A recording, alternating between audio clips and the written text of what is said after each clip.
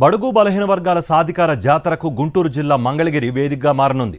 YSR Congress party ప్రతిష్టాత్మకంగా చేపట్టిన సామాజిక సాధికార బస్సు యాత్ర ఈ రోజు మంగళగిరిలో జరగనుంది.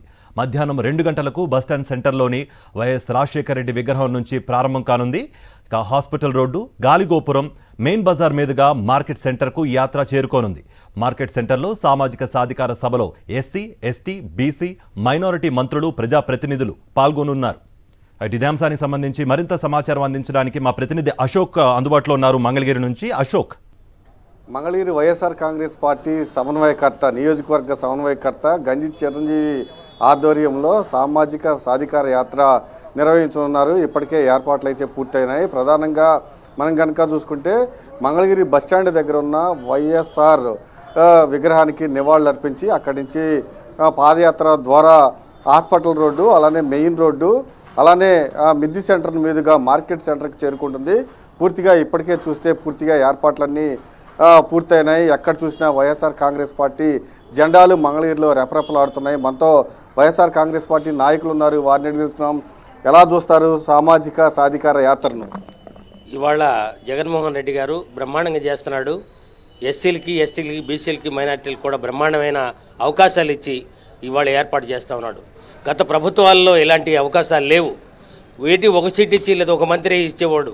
అలా ఇబ్బంది పడుతూ ఉంటే వాళ్ళ కార్పొరేషన్ కానీ ఇవాళ ఏవి మినిస్టర్లు కానీ 5 మినిస్టర్లు ఇచ్చాడు.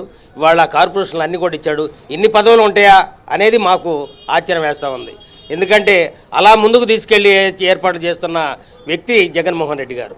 ఈ జగన్మోహన్ రెడ్డి గారికి ఎప్పుడు కూడా ఇవాళ అవే కాదు, సచివాలయాలు కానీ అలాగే వాలంటీర్లు కానీ ఇవాళ తీసుకొచ్చి వాకిట్లోనే, పల్లెల్లోనే గ్రామ స్వరాజ్యాన్ని తీసుకొచ్చి పెట్టి ఇవాళ అభివృద్ధి కార్యక్రమంలో ఆరోగ్యశ్రీ కానీ అలాగే విద్య కానీ వైద్యం కానీ ఇవన్నీ కూడా పేదవాడికి కాదు ధనికులకు కూడా అవకాశం ఇచ్చిన ఏర్పాట్లు మహా ముఖ్యమంత్రి జగన్మోహన్ రెడ్డి గారు.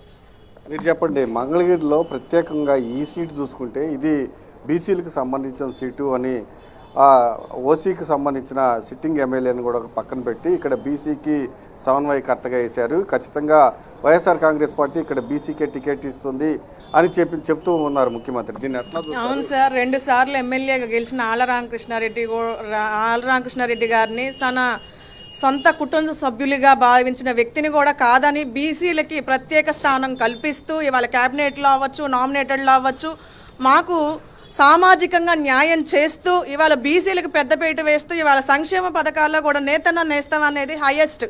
అన్ని సంక్షేమ పథకాలన్నా కన్నా కూడా నేతన్న నేస్తం అనేది హైయెస్ట్గా వేస్తూ ఇవాళ బీసీలకి ఇక్కడ ప్రత్యేకమైన గుర్తింపును కలగజేయాలన్న ఉద్దేశంతో ఎప్పుడూ జరగని విధంగా చరిత్రలో గతంలో చూసుకుంటే కూడా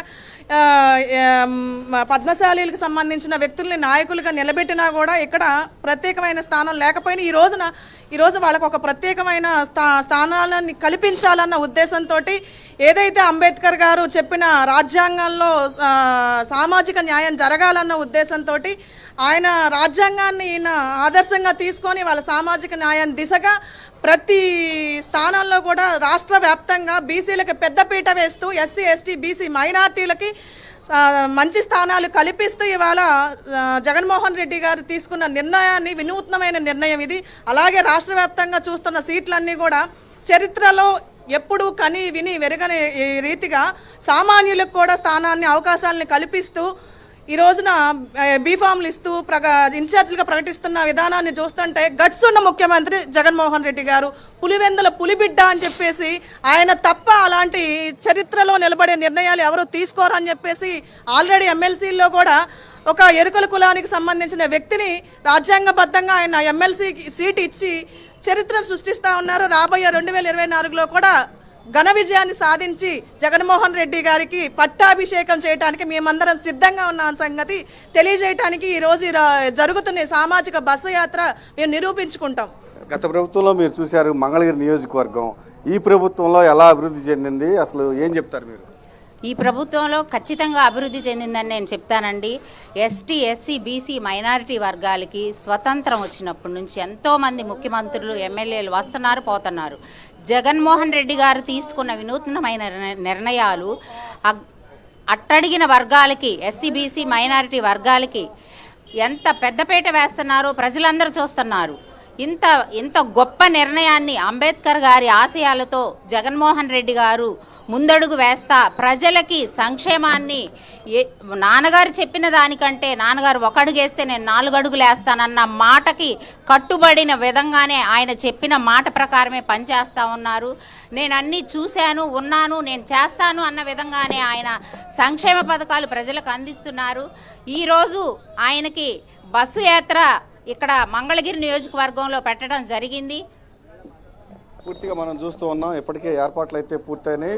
ఖచ్చితంగా మంగళగిరిలో నిర్వహించిపోయే సామాజిక సాధికార యాత్ర ఖచ్చితంగా గుర్తుండిపోతుంది. ఖచ్చితంగా ఇప్పటికే మంగళగిరి పూర్తి స్థాయిలో ఈ ప్రభుత్వం వచ్చిన తర్వాత పూర్తిగా రూపురేఖలు మారిపోయినాయి. ముఖ్యమంత్రి వైఎస్ జగన్మోహన్ రెడ్డి ప్రత్యేక దృష్టి పెట్టి మంగళగిరిని అభివృద్ధి చేశారని కూడా చెప్తూ ఉన్నారు. Right Ashok, thank you for the update.